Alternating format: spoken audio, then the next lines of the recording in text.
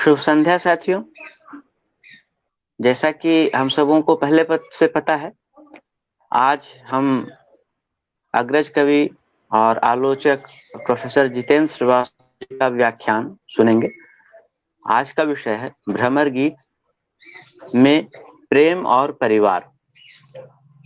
हम सभी जितेंद्र जी के से पूर्व परिचित हैं और अलग से परिचय की नए श्रोताओं दर्शकों को आवश्यकता हो सकती है, तो संक्षेप में मैं उनका परिचय पढ़ूं। आपने हिंदी के साथ साथ भोजपुरी में भी लेखन प्रकाशन किया है। आपकी कविता और आलोचना पर केंद्रित कई पुस्तकें हैं। अभी हाल ही में आलोचना केंद्रित एक पुस्तक आई है सेतु प्रकाशन से, आलोचना का घनत्व शीर्षक से। यह शीर्षक अपने में एक अर्थ रखता है और ऐसा प्रतीत होता है कि इस पुस्तक में कविताओं के इतर या साहित्य की कुछ विधाओं के इतर आलोचना विधा के आलोचना के बारे में भी कुछ बात होनी चाहिए। बहरहाल मेरा आग्रह होगा कि हम इस पुस्तक से रूबरू हों और हम सभी इस पुस्तक पर अपनी बात है। इन पुस्तकों के इतर आपको प्रमुख सम्मान प्राप्त हैं, जिसमें कविता के लिए भारत भूषण अग्रवाल, आलोचना के लिए देवी शंकर अवस्थी सम्मान, हिंदी एकेडमी दिल्ली का कृति सम्मान, उत्तर प्रदेश हिंदी संस्थान का रामचंद्र शुक्ल पुरस्कार, उत्तर प्रदेश हिंदी संस्थान से विजय देव नारायण शाही पुरस्कार, भारतीय भाषा परिषद कोलकाता का युवा पुरस्कार, डॉक्टर रामविलास शर्मा आलोचना सम्मान और परंपरा ऋतुराज सम्मान। ये सभी बेहद महत्वपूर्ण है। सबसे जो जरूरी और सबसे महत्वपूर्ण बात है वो यह है कि आपने अपनी रचनात्मकता से साहित्य को जीवंत बनाया है और एक अनिवार्य उपस्थिति आपकी रही है।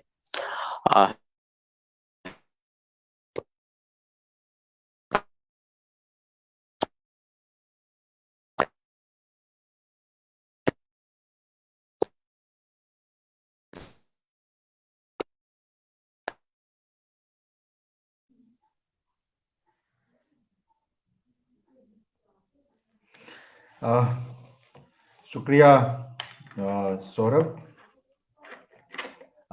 बातचीत को आगे बढ़ाते हैं और आज का जो विषय हम लोगों ने तय किया है हम लोग उस पर बात करते हैं। जैसा कि आपने सूचित किया है, सबको बताया है, आज हम लोग बात करेंगे महाकवि सूरदास की जो प्रसिद्ध रचना है भ्रमर गीत, जो कि एक तरह से प्रेम का ग्रंथ है। वो प्रेम कविता है और महान प्रेम कविता है। कई सौ साल बीत गए भ्रमर गीत की रचना को, लेकिन आज भी उसके पद लोगों के कंठ में बसे हुए हैं, लोगों की आत्मा में बसे हुए हैं। तो कुछ तो है जो एक पीढ़ी से दूसरी पीढ़ी में स्थानांतरित हो जाता है, ट्रांसफर हो जाता है। और जिस तरह पहली पीढ़ी पुनर्नवा हुई थी भ्रमर गीत के पदों को पढ़कर, नई पीढ़ी भी उसी तरह से पुनर्नवा हो जाती है, बिल्कुल उसी तरह से। और यह चमत्कार सूरदास ने किया है। अक्सर हम देखते हैं कि साहित्यिक रचनाओं के साथ ये होता है कि एक समय के बाद उनका रंग उतरने लगता है, बड़ी से बड़ी रचना का रंग उतरने लगता है, लेकिन सूरदास की कविताओं का रंग नहीं उतरा है। भ्रमर गीत का तो बिल्कुल ही नहीं रंग उतरा है। आज भी वह जो सहृदय लोग हैं, आज भी जो लोग कविता में, जीवन में, प्रेम में रुचि रखते हैं, भ्रमर गीत उनको आकर्षित करता है। एक तरह से उनको बांध लेता है अपने प्रेम में, अपने आकर्षण में बांध लेता है, बिंद कर लेता है। आज हम लोग ऐसे ही भ्रमर गीत जैसी महान रचना पर बात करेंगे। नवनीता देव सेन जो बांग्ला की एक बड़ी रचनाकार रही हैं, बल्कि कई बार हम लोगों को जब बातचीत कहनी चाहिए तो ऐसे नहीं कहनी चाहिए बांग्ला, मलयालम या हिंदी, बल्कि कहना चाहिए कि बांग्ला में लिखने वाली एक प्रमुख भारतीय रचनाकार थी नवनीता देवसेन। कुछ समय पहले ही उनका निधन हुआ। नवनीता देवसेन अपने एक निबंध में लिखती हैं कि प्रेम और निबंध दोनों परस्पर विरोधी हैं। दरअसल नवनीता देवसेन अपने इस कथन में ये कहना चाहती हैं कि प्रेम को कविता में ही व्यक्त किया जा सकता है। प्रेम के लिए गद्य जो है वह उपयोगी नहीं है। उनकी बात सुनते हैं। प्रेम और निबंध दोनों परस्पर विरोधी हैं। एक टुकड़े टुकड़े कर डालता है और एक का अस्तित्व ही युक्ति तर्क पर आधारित है। मेरा तो मत है कि प्रेम को लेकर इतना सब कहने की कोई जरूरत ही नहीं है। प्रेम का स्वभाव बेहद सुकुमार है। वह बहुत कुछ कच्ची अमियों के अचार की तरह, अगर उसे जोर से हिलाया जाए तो वह सहन नहीं कर पाता है। उससे उसकी झड़प चली जाती है। प्रेम का अर्थ ही है मन खराब हो जाना। प्रेम का अर्थ ही है रक्त का झरना। फिर भी तो लोग उसी प्रेम के पास दौड़ दौड़ कर जाते हैं, सिर फोड़ फोड़ कर मरते हैं। इसका विरेचन क्या कभी गद्य में किया जा सकता है? बहुत प्रासंगिक पंक्तियां थी, इसलिए मुझे लगा कि आज अपनी बातचीत का आरंभ इन पंक्तियों से किया जाना चाहिए। मैं इस पूरे अंश से सिर्फ एक बात निकालना चाहता हूं कि प्रेम तर्कातीत होता है। वह तर्क पर आधारित नहीं होता है।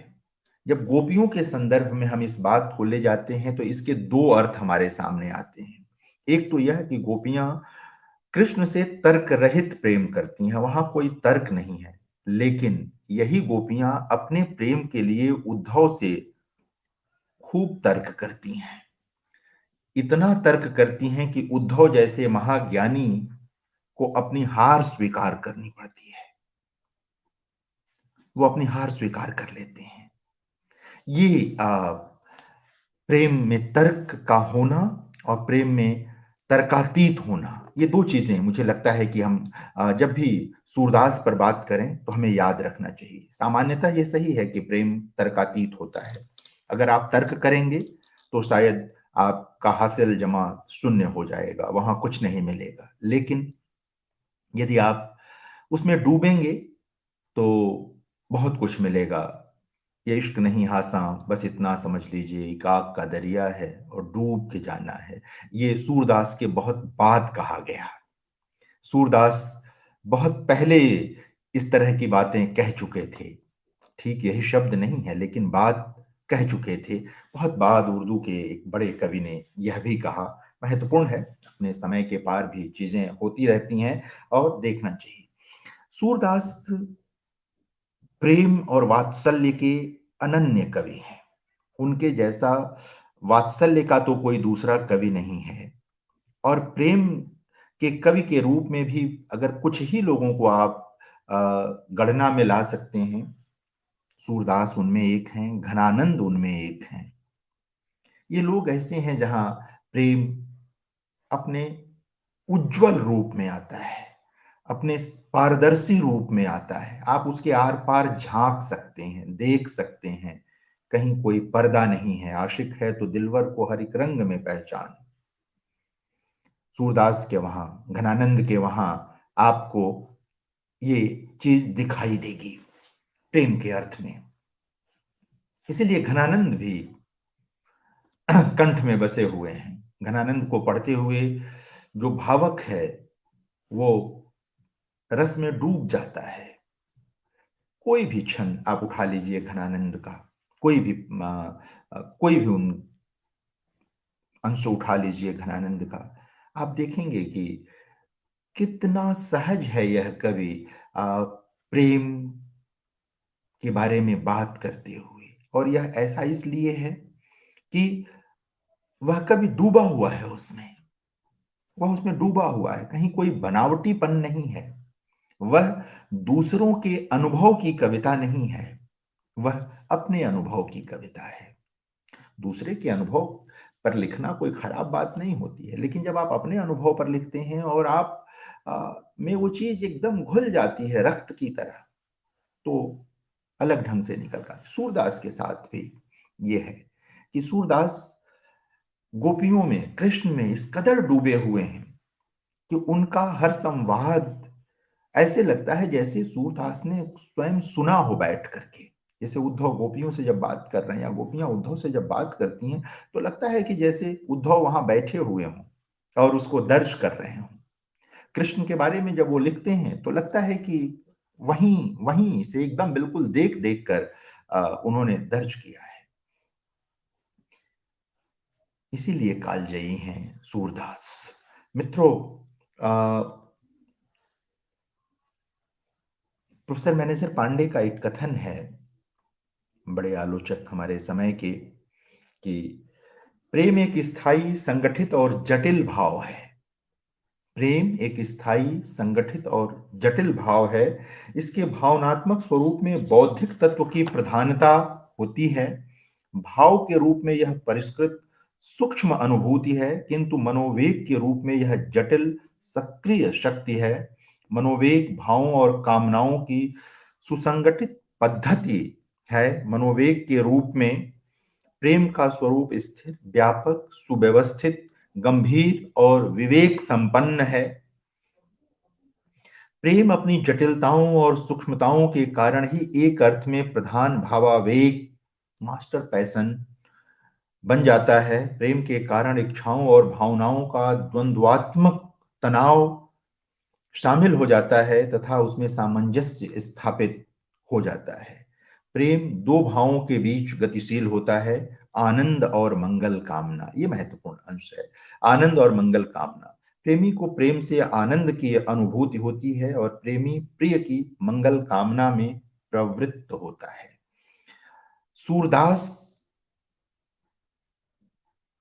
के भ्रमर गीत में जो प्रेम है उसको समझने के लिए ये जो अंतिम पंक्तियां हैं कि प्रेमी को प्रेम से आनंद की अनुभूति होती है और प्रेमी प्रिय की मंगल कामना में प्रवृत्त होता है। गोपियां यही करती हैं, कृष्ण भी यही करते हैं। गोपियां अगर कृष्ण की राह देख रही हैं तो कृष्ण भी जो है उद्धव मोहि ब्रज बिसरत नाही की बात करते हैं। दोनों तरफ का मामला है। ऐसा नहीं है कि सिर्फ गोपियां ही राग में विन्यस्त हैं, कृष्ण भी उसी राग में विन्यस्त हैं, उसी राग में डूबे हैं। वही उनके कंठ में बसा है, हृदय में बसा है। भ्रमर गीत का जो प्राण तत्व है, आलोचना की भाषा में कहें तो भ्रमर गीत का जो प्राण तत्व है वह प्रेम है।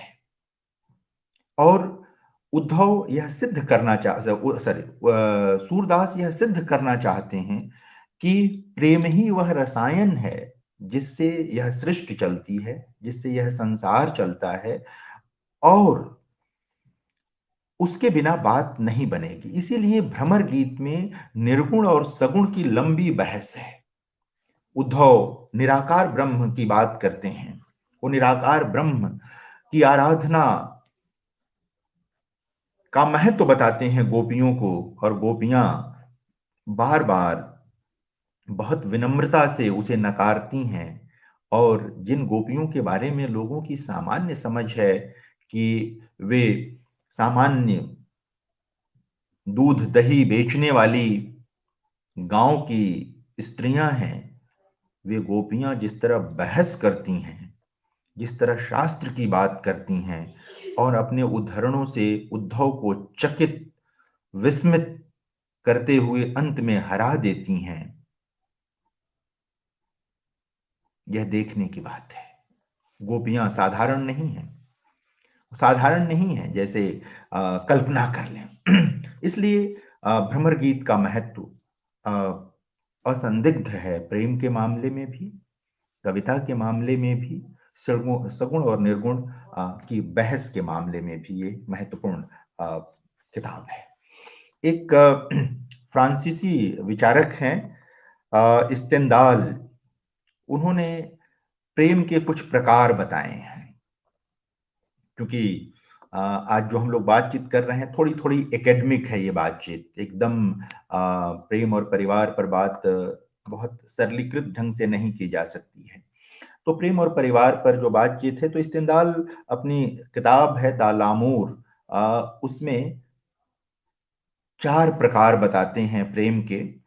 पहला जो प्रकार है वो है, मैं हिंदी में ही उसको कहूंगा, वो तो अपने लामूर पासियोन कहते हैं उसको, लेकिन मैं हिंदी में उसको जो जिस तरह उसकी व्याख्या की जा सकती है, या अनुवाद में जिस तरह उसकी व्याख्या की गई है, जहां से मैंने लिया है इसको, सर्वग्रासी प्रणय। पहला जो प्रकार है वो है सर्वग्रासी प्रणय, यानी कि जो सब कुछ भुला देता है, जिसमें जो प्रेमी है वो अपने को विस्मृत कर देता है, अपने स्व का को विस्मृत कर देता है, और प्रिय में अपना विलोप कर देता है, प्रिय में ही अपने को समाहित कर देता है। यह एक प्रकार है प्रेम का, सर्वग्रासी प्रणय। जो दूसरा है वो लामूर रत्या, इसको कहेंगे रुचिशील प्रणय। हाँ, यानी कि यह लौकिक नियम कायदों को मानता है और कभी भी अपने को नहीं भूलता है, यानी अपने स्व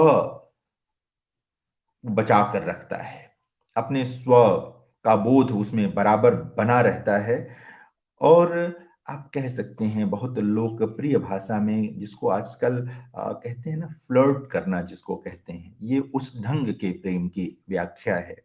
हाँ, जो तीसरा है उसको कहते हैं कि सामाजिक आत्मश्लाघा के लिए भी कुछ लोग प्रेम करते हैं, दिखावा करते हैं। तो वो आभूषण की तरह, जैसे कुछ लोग आभूषण पहन करके दिखावा करते हैं तरह तरह से, कि देखो मेरे पास है, तमगे की तरह, मेडल्स की तरह जो लोग दिखाते हैं, एक तीसरा प्रकार प्रेम का वह होता है। और जो चौथा प्रकार होता है वह होता है कि यह जैविक प्रेम, जिसमें दैहिक आकर्षण ही मूल आकर्षण होता है, यानी कि देह के इर्द गिर्द ही इस प्रेम की परिक्रमा होती है। वह प्रेम देह के इर्द गिर्द ही परिक्रमा करता रहता है और शायद देह के साथ ही बीत जाता है। अब जब इन 4 प्रकारों पर आप विचार करेंगे तो आप पाएंगे कि जो पहला प्रकार है, जो कि आदर्श प्रकार है सर्वग्रासी प्रणय का, गोपियों का जो प्रणय है, गोपियों का जो प्रेम है, वह उसी भांति का प्रेम है। कृष्ण के प्रेम में वो अपना सब कुछ भुला बैठी हैं, सब कुछ भुला दिया उन्होंने, कुछ भी अपने पास उन्होंने नहीं रखा। और नहीं रखा। वैसे अगर सूरदास के वहां प्रेम पर आप विचार करेंगे तो वहां 3 तरह के आपको 3 तरह का प्रेम मिलेगा। एक ईश्वरीय प्रेम मिलेगा, जो उनकी भक्ति की कविताएं हैं, प्रभु मोरे अवगुण चित्त धरो, या जो भी भक्ति की जो उनकी प्रार्थनाएं हैं, आप उधर जाएंगे। एक मानवीय प्रेम और एक प्राकृतिक प्रेम, ये 3 तरह के प्रेम है, प्राकृतिक प्रेम, मानवीय प्रेम और ईश्वरीय प्रेम। यह जो गोपियों का प्रेम है, इसे आप ईश्वरीय और मानवीय के बीच का मामला है।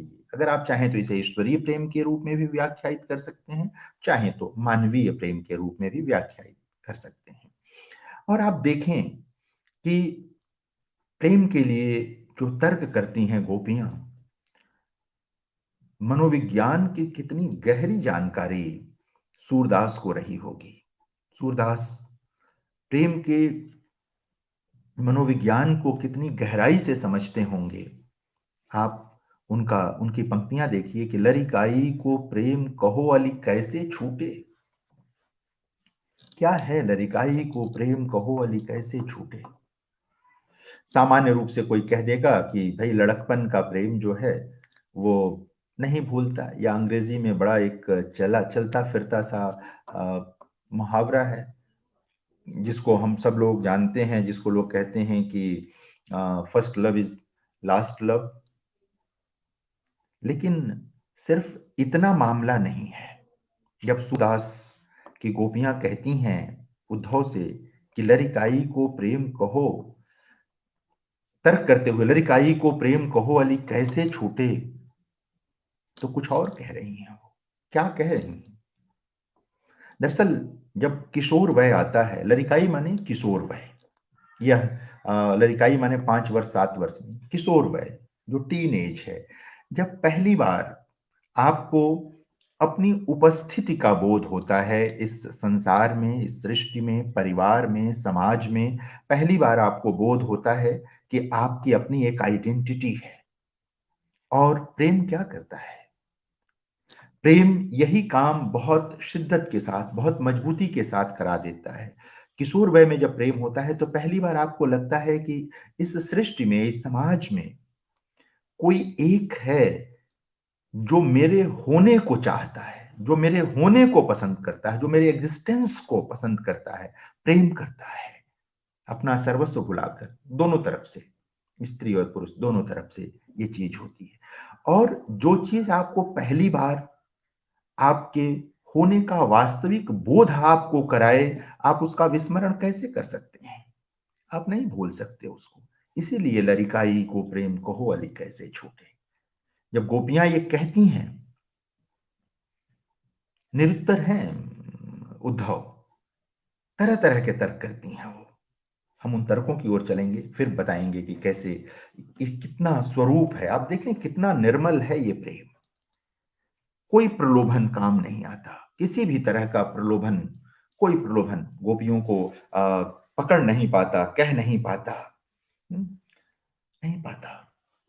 और सूरदास जब ये कह रहे हैं, आज से करीब 400 साल से भी ज्यादा, 500 साल पहले जब सूरदास ये पंक्तियां लिख रहे थे, कह रहे थे, वो समय क्या था? सामंतवाद का समय था, घनघोर सामंतवाद का समय, जब स्त्रियां महज भोग्या थीं, महज भोग्या थीं स्त्रियां।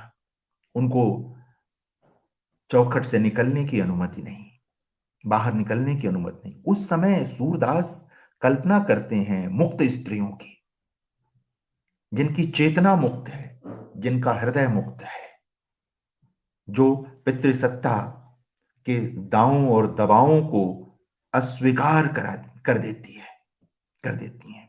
तो सूरदास उस सामंती परिवेश में ऐसी स्त्रियों की कल्पना करते हैं। अद्भुत है ये हमारे महान भक्त कवि। ये महत्वपूर्ण है इस छंद को पढ़ते हुए, इसको समझते हुए, देखते हुए हमें ये विस्मृत नहीं करना चाहिए कि यह बहुत मुश्किल रहा होगा सूरदास के लिए कि जिस समाज में स्त्रियां 2 कदम बाहर नहीं निकाल सकती, उस समाज में मुक्त स्त्रियों की कल्पना करना। आज स्त्रीवादी जिसकी बात करते हैं, फेमिनिस्ट जिसकी बात करते हैं, सूरदास प्रेम के माध्यम से वही बात कह लेते हैं, लेकर आते हैं। गोपियां भूल नहीं पाती इस बात को कि कृष्ण के प्रेम ने उनको उनके व्यक्तित्व का बोध कराया है। और यही बात कृष्ण पर भी लागू होती है। ईश्वर के रूप में देखें तो बात अलग है। अगर आप सहज संबंध गोपियों और कृष्ण के बीच देखें स्त्री पुरुष के तौर पर, तो बिल्कुल यही बात वहां लागू होती है। तो ये अपने अधिकार भाव का स्मरण है। लरिकाई को प्रेम कहो अली कैसे छूटे। अपने होने को सेलिब्रेट करना है, ये बहुत महत्वपूर्ण है। और गोपियां क्या कहती हैं? देखिए प्रेम के लिए कितने तर्क हैं। उद्धव जब कहते हैं गोपियों से कि देखो ये मोह माया का मामला है, निर्गुण की आराधना करो, ईश्वर हर जगह है, तुम्हारे भीतर है, आसपास चारों तरफ है, उसका कोई आकार नहीं। तरह तरह के तर्क देते हैं उद्धव गोपियों को। गोपियां कहती क्या है? देखें, उद्धव के शब्दों से ही मात देती हैं, जवाब देती हैं। यह विनम्रता और यह दृढ़ता भ्रमर गीत में वर्णित निहित प्रेम को अविस्मरणीय बना देता है। अद्भुत विनम्रता है गोपियों में और अद्भुत दृढ़ता है। यानी कि जो विनम्र है वह कमजोर है, यह नहीं मानना चाहिए। जो विनम्र है वो दृढ़ भी हो सकता है और अक्सर दृढ़ होता है। और जो प्रेम में है उसकी दृढ़ता तो अपूर्व होती है, उस अकथनीय होती है। तो गोपियां कहती हैं, काहे को रोकत मार्ग सूधो। काहे को रोकत मार्ग सूधो, सुनहु मधुप निर्गुण कंटक ते, राज पंथ क्यों रूंधो। देखिए पंक्तियां देखिए, काहे को रोकत मार्ग सूधो। भाई उद्धव, आप कृष्ण के मित्र हैं, आए हैं, बड़ा स्वागत है आपका, लेकिन ये जो हमारा प्रेम का सीधा सरल मार्ग है, यह जो हमारा सगुण का सीधा सरल मार्ग है, आप इसको क्यों अवरुद्ध कर रहे हैं, इसको क्यों रोक रहे हैं, क्यों हमें आप ऐसी रास्ते ले जाना चाहते हैं। सुनहु मधुप निर्गुण कंटकते, राज पंथ क्यों रूंधे। यह जो आपका निर्गुण है वह कठिन है, वह कंटक भरा है।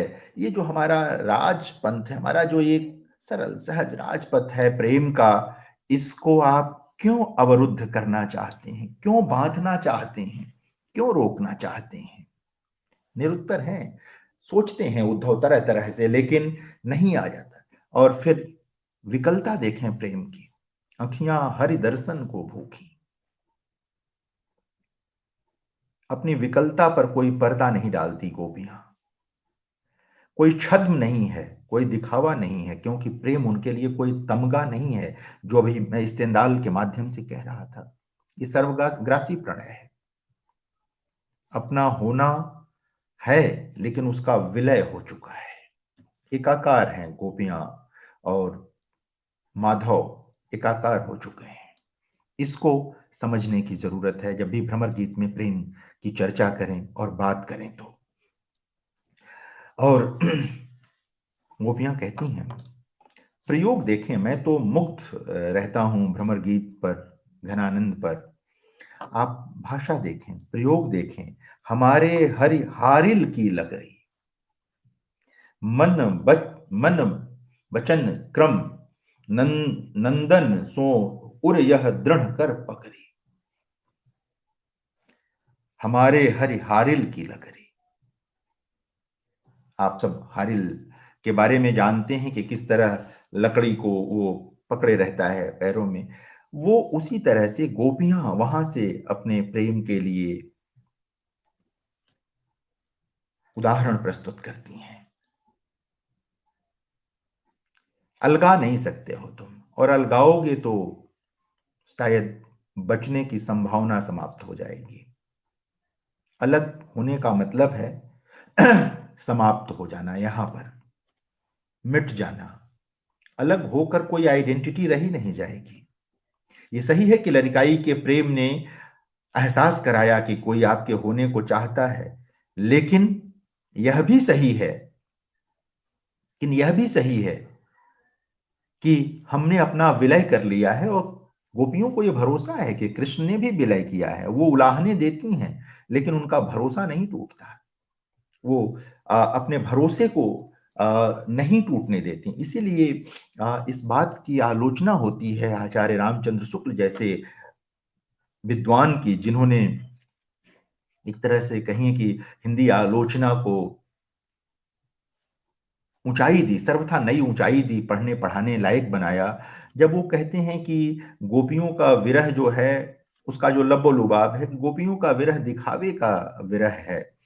5 कोस की दूरी पर ही तो हैं कृष्ण, क्यों नहीं चली जाती हैं वो। अब दरअसल रामचंद्र शुक्ल जैसा विवेक संपन्न व्यक्ति, आधुनिक विचारों का व्यक्ति, कैसे यह नहीं समझ पाया कि यह प्रेम में हठ का मामला है। गोपियां, कृष्ण चले गए हैं यह कहकर कि जल्दी लौट आएंगे, और लौटते नहीं हैं, और कोई संदेशा भी नहीं। और संदेशा भी है तो उद्धव जैसा संदेशा है, जहां पर मन और चित्त को बदलने की बात, कि मन चित्त को बदल दो वहां जाकर के, ऐसा संदेशा भिजवा दो। ये हठ का मामला है, ये मुग्धा नायिका वाले हठ की बात नहीं है, लेकिन हठ है कि प्रेमी क्यों नहीं आ रहा है, हम ही क्यों जाएं। प्रेम है, अटल है, कृष्ण के बिना अपने अस्तित्व की कोई कल्पना नहीं है, लेकिन हठ है कि हम नहीं जाना चाहते हैं, नहीं जाना चाहते हैं। तो इस बात को भी समझने की जरूरत है कि बहुत दूरी नहीं है मथुरा में और वृंदावन में, लेकिन गोपियां नहीं जाती क्योंकि हठ है उनके मन में कि आओ, तुम क्यों नहीं आओगे। और ये बराबरी का बोध है, यानी कि यहीं पर ये सूर की जो यह प्रेम कविता है बहुत ऊंचाई पा लेती है, क्योंकि हम बार बार प्रेम में स्त्री से ही हर प्रकार के समर्पण की उम्मीद करते हैं, पुरुष से नहीं करते। यानी कि जाना भी है तो स्त्रियां ही चली जाएं, यह क्यों नहीं कि कृष्ण चले आए, कृष्ण को भी तो आना चाहिए, वो क्यों नहीं आएंगे। यह बड़ी बारीक चीज सूरदास ने उपस्थित की है अपनी कविता में, अपने इस महान काव्य में। इसको हमें रेखांकित करना चाहिए कि यह दोहरा मामला है ना, दोनों तरफ का मामला है, एक तरफ का मामला तो है नहीं। इसलिए इसको समझने की आता है।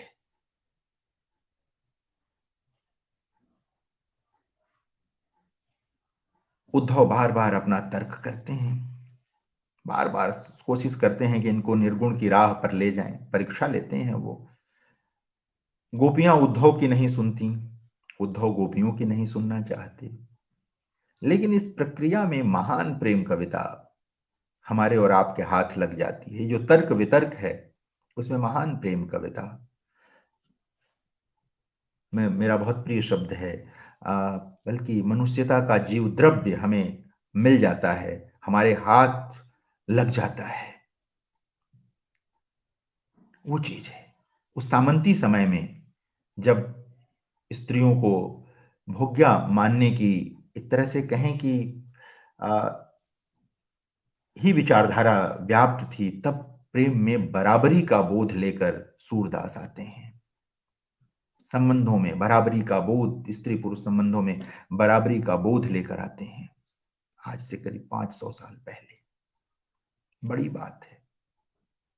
इसीलिए कई बार अपनी परंपरा को जानना चाहिए।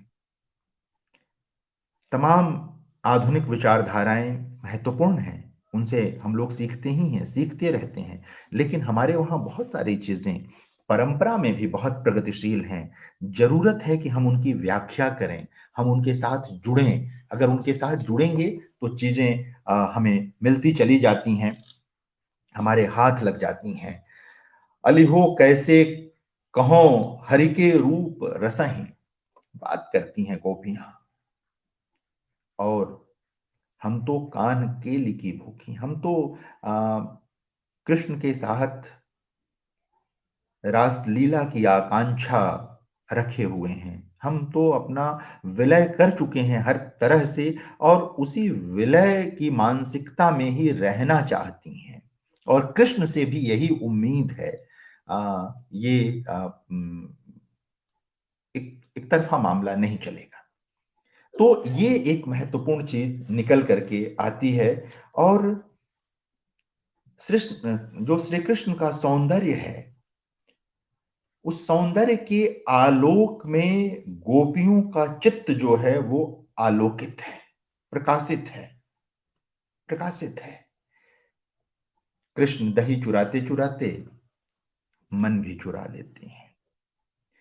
यह भी एक महान, कहेंगे कि भारतीय चिंतन धारा की एक महान चीज है कि हमारे वहां राम भी हैं, हमारे वहां कृष्ण भी हैं।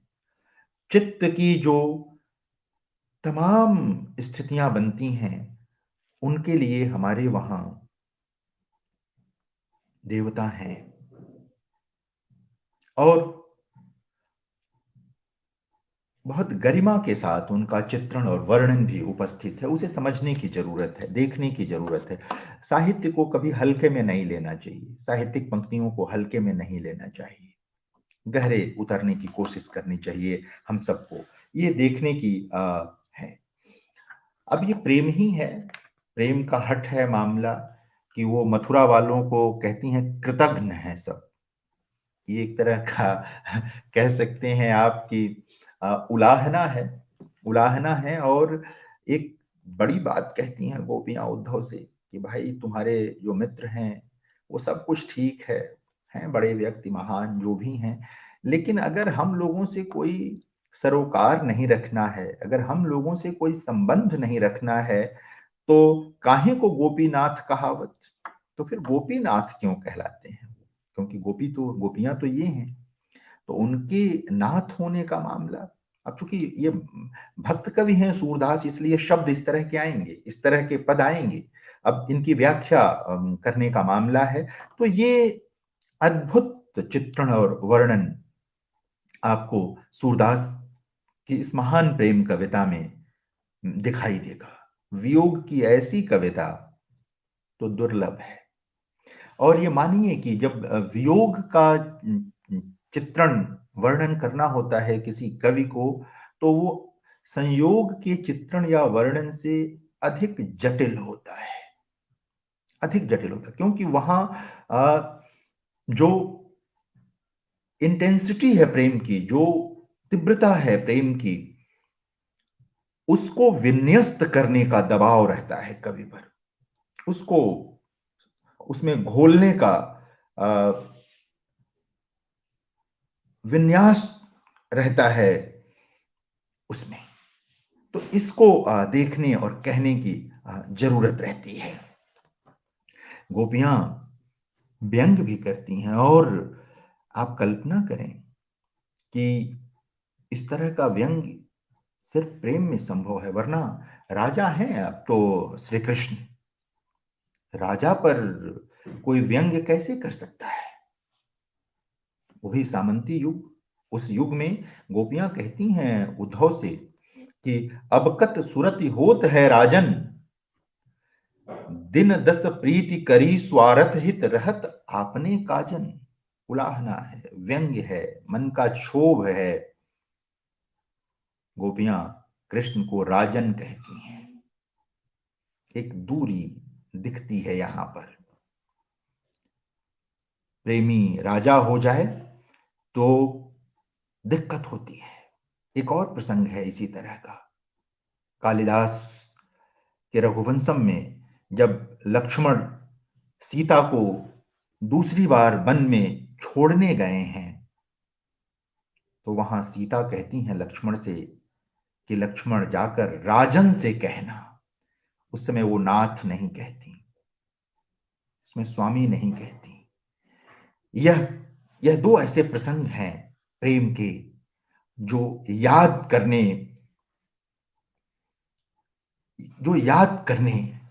की जिनकी जरूरत है, उनको देखने की जरूरत है, समझने की जरूरत है। कालिदास के रघुवंशम में सीता के लिए राम राजन हो जाते हैं, क्योंकि वहां उनको धोखा जैसा महसूस होता है, लगता है कि कुछ धोखा हो गया है।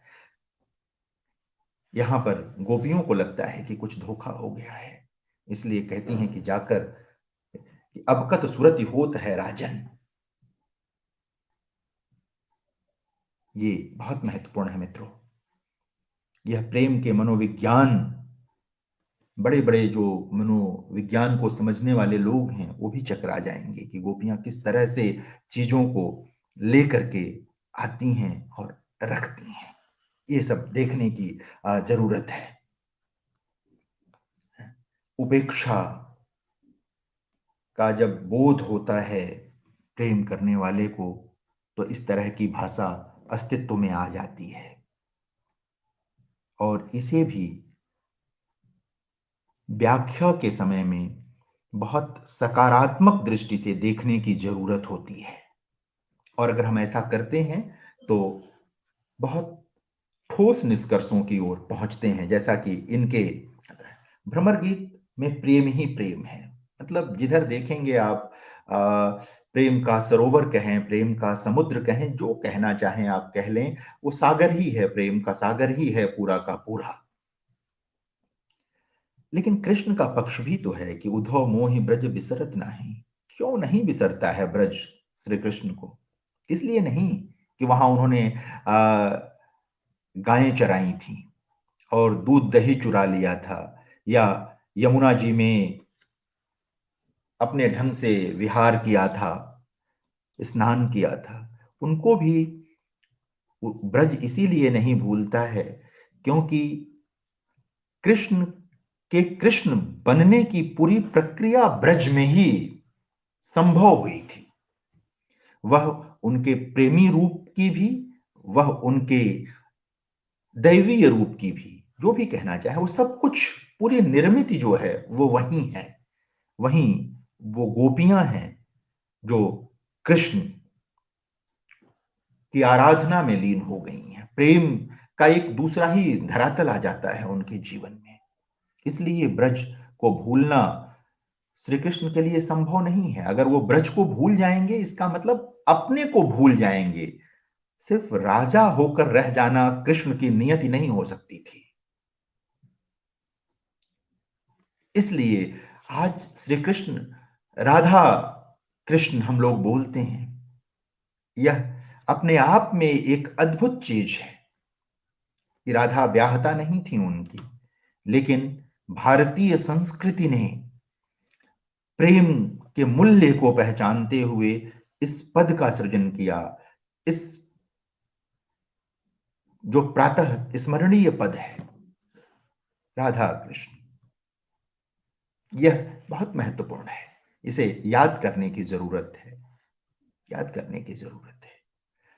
भारतीय संस्कृति प्रेम के दैहिक रूप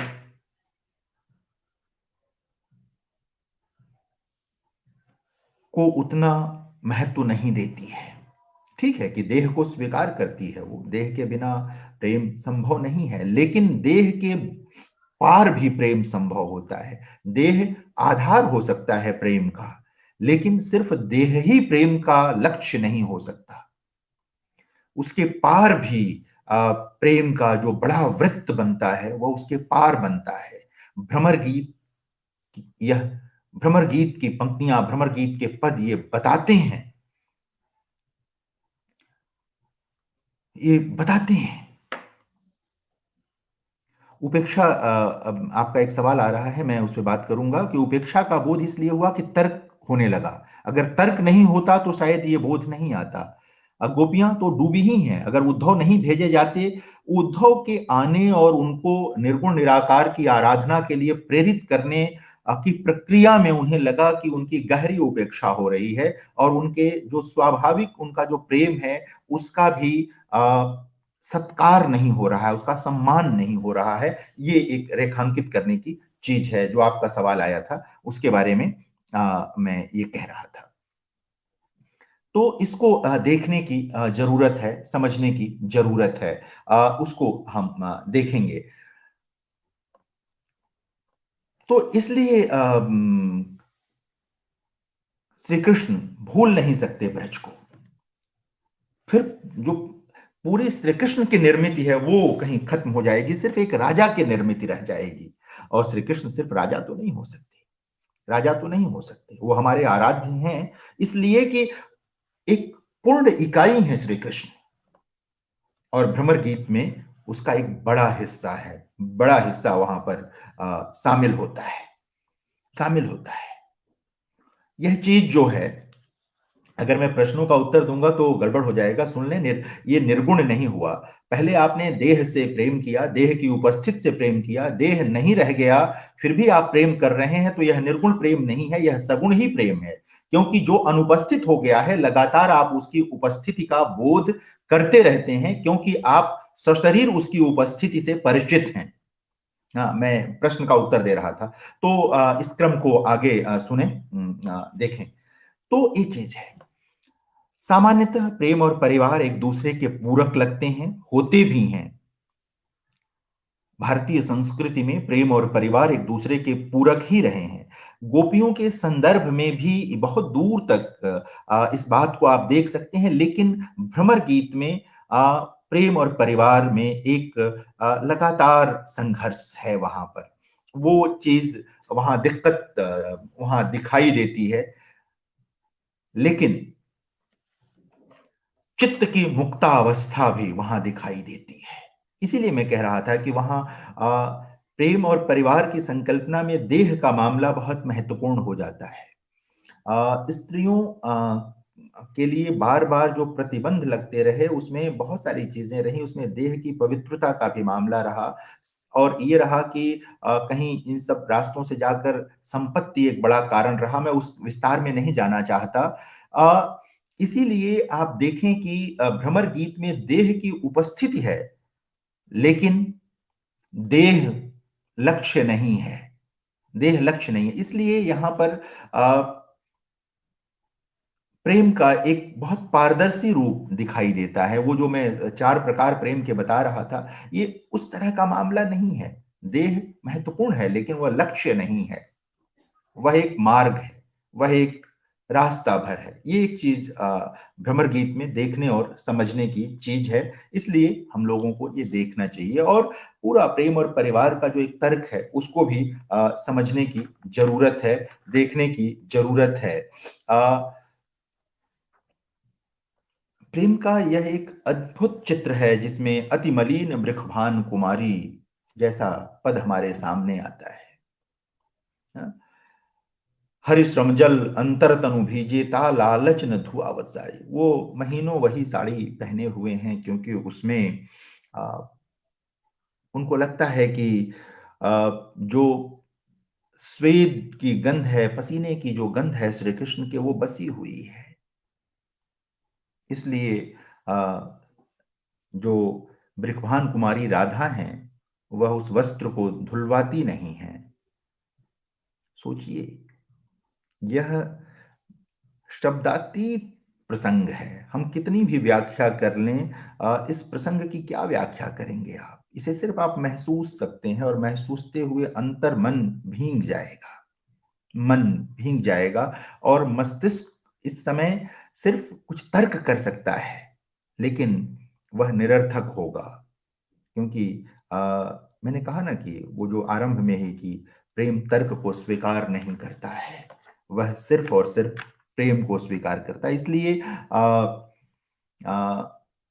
जो तमाम प्रेम करने वाले लोग हैं, वो सिर्फ स्त्री पुरुष प्रेम नहीं, राष्ट्र से प्रेम करने वाले लोग, समाज से प्रेम करने वाले लोग, अगर आप उनका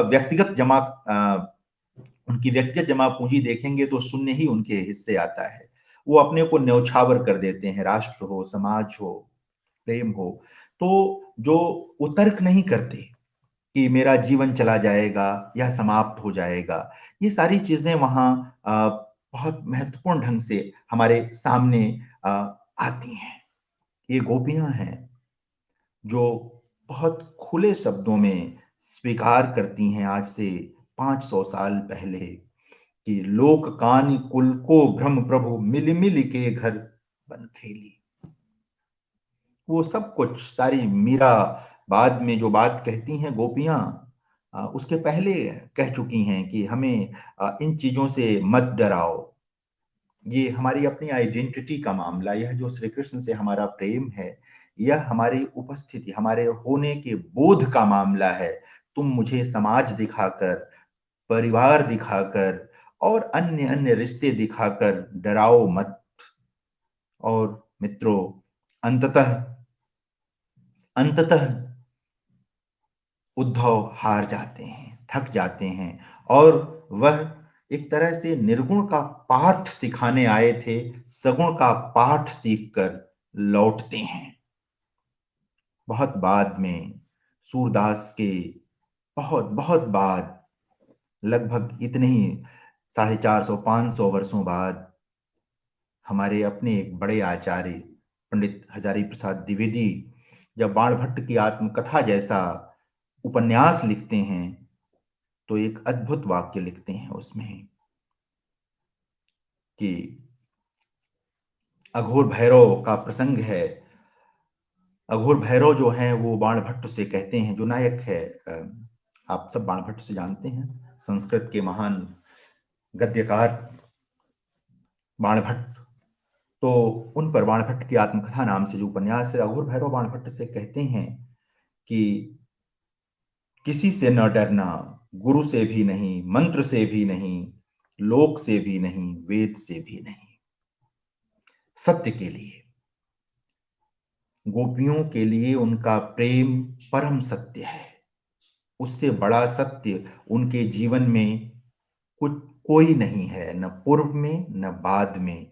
इसलिए अपने उस परम सत्य के लिए गोपियां सबका स्वीकार कर देती हैं। वो किसी से नहीं डरती, न लोक से, न वेद से, न मंत्र से, यहां तक कि कृष्ण का जो एक नया रूप है राजा का, उससे भी नहीं। उन्हें राजन कह करके संदेशा भिजवाती हैं कि होंगे राजा आप, रहिए राजा, हमारे लिए आप राजा नहीं हैं, हमारे लिए तो आप हमारे अपने श्री कृष्ण हैं।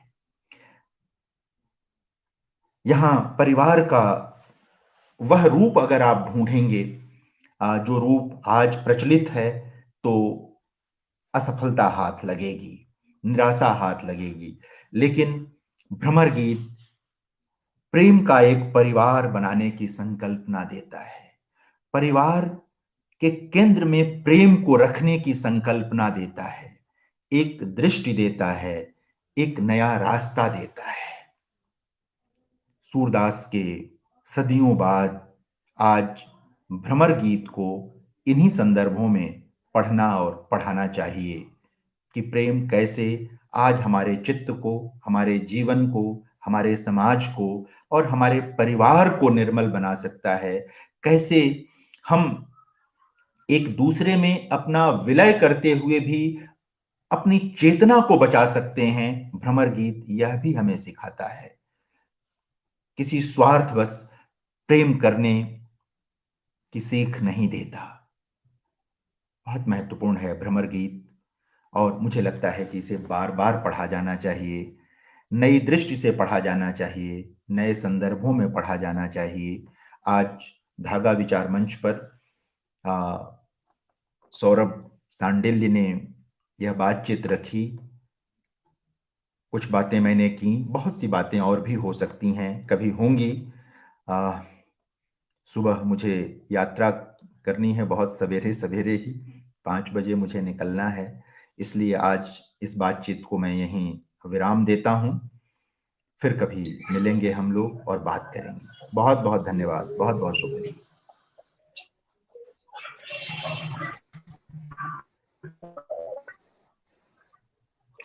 तो अभी हम लोगों ने एक प्रतिनिधि रचना जो हिंदी साहित्य में अभिभावक की हैसियत रखती है, भ्रमर गीत पर आलोचक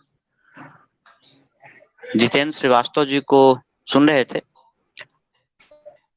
मैंने सारे कमेंट्स पढ़े और सर्वाधिक महत्वपूर्ण बात यह है कि जिस रस में डूबकर इस काव्य को पढ़ने की जरूरत है, उतने ही रस में डूबकर सभी साथी इस व्याख्यान से जुड़ रहे थे।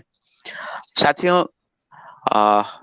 3 या 4 कार्यक्रम पहले जितेंद्र भैया का कविता पाठ था, कोरोना पर केंद्रित कविता पर, और उस पाठ से भी सभी साथी इसी तन्मयता के साथ जुड़े थे। मैं आप सबों का आभार प्रकट करता हूं। 2-3 बातें मैं कहना चाहूंगा। हम लोग एक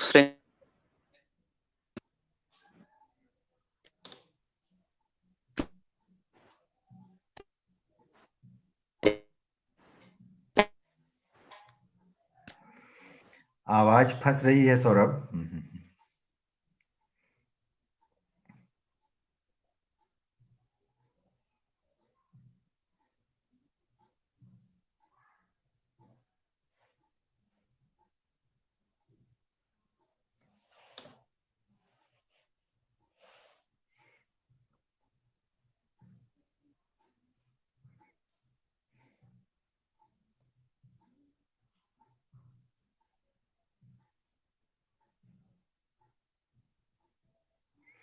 आवाज नहीं आ रही है सौरभ।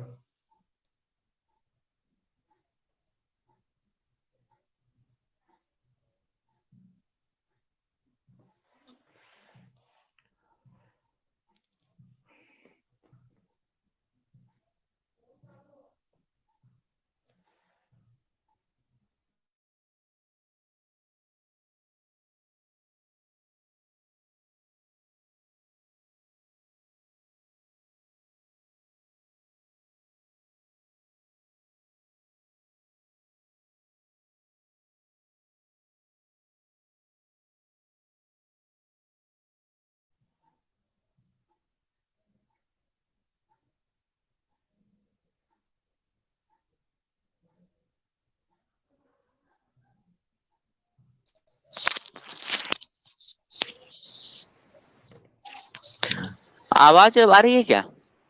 अब आ रही है, अब आ रही है। अब आ रही है। तो अष्टभुजा जी से हम लोगों ने कार्यक्रम शुरू किया था।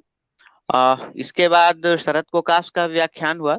प्रेम और विज्ञान के केंद्र में, प्रेम और क्रांति के केंद्र में संजीव जैन का व्याख्यान हुआ। एक रचना पाठ हम लोगों ने रखा जिसमें देश के कुछ प्रतिष्ठित कवियों ने अपनी कविताएं पढ़ी। और आज का व्याख्यान समापन व्याख्यान था। और इस व्याख्यान के साथ इस श्रृंखला का समापन होता है। इस पूरे श्रृंखला को बेहतर समायोजित करने में, पोस्टर बनाने एवं तकनीकी सहयोग में शांडिल्य गौरव एवं वैभव की भूमिका प्रमुख है। बीच में हम लोगों ने पोस्टर के संबंध में अग्रज कथाकार भगवान दास मोरवाल जी का सहयोग लिया। उनका बहुत बहुत आभार। अंत में सभी पाठकों, श्रोताओं एवं अभिभावक साथियों का, जिनने बहुत कम समय में व्याख्यान तैयार किए और अपनी बातें रखने की मन स्थिति बनाई, उनका आभार प्रकट करता हूं। मैं देख रहा था कि जितेंद्र भैया ने मुकम्मल नोट्स लिए थे बोलने के लिए, तो मैं आपके श्रम को प्रणाम करता हूं।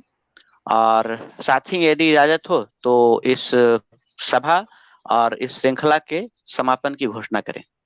बिल्कुल बिल्कुल बिल्कुल बिल्कुल, सबको नमस्कार, सबको नमस्कार, हैं सबको जी नमस्कार। नमस्कार शुक्रिया, नमस्कार। बहुत बहुत शुक्रिया।